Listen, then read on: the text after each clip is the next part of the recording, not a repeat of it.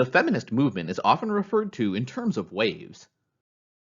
The first wave of feminism, from the mid-19th through the earliest 20th century, defined oppression principally in terms of women's exclusion from voting and property rights.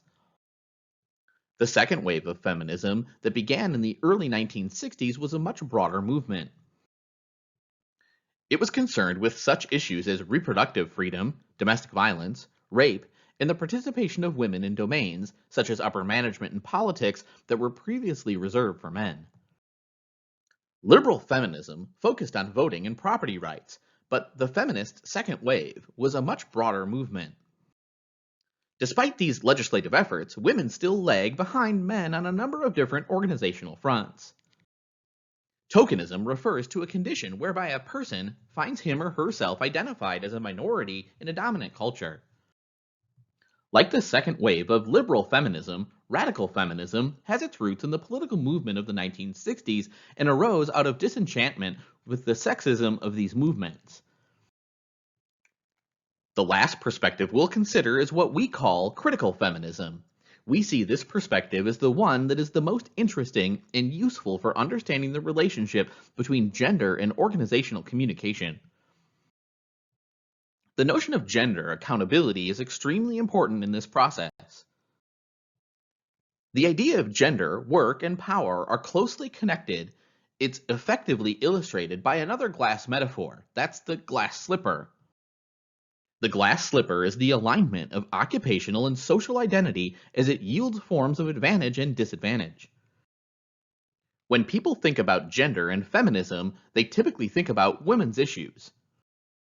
This tendency is partly because, for much of its history, feminism has been concerned with women's rights and advancement, but it's also because, from a common sense perspective, women have gender and men do not.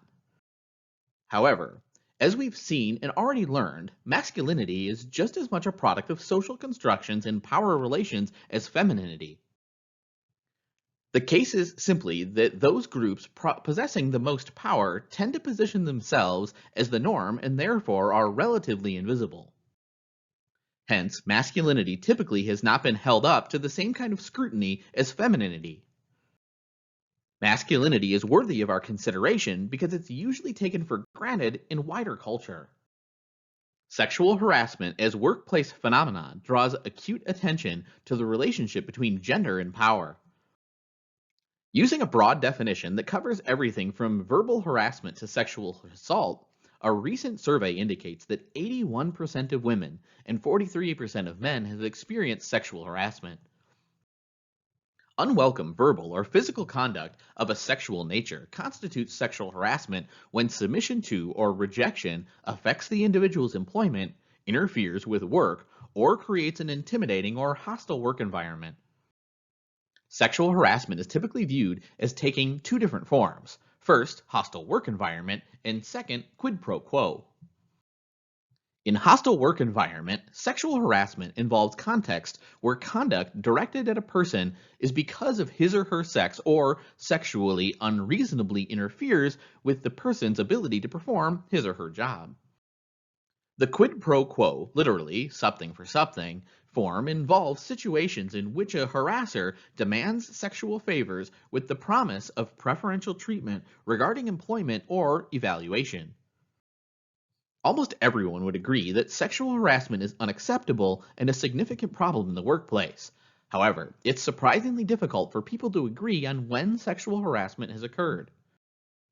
Every organization member who's experienced sexual harassment are not always comfortable naming their experience as harassment. Furthermore, one person's perception of behavior as friendly banter can sometimes be framed by another as threatening and intimidating. This difference in interpretation of behavior is especially true when there's a power differential between the parties involved. It's important to point out that harassment is not just an interpersonal issue, but an organizational one. Organizations are terrible at dealing with harassment and often have procedures that do more to protect the firm.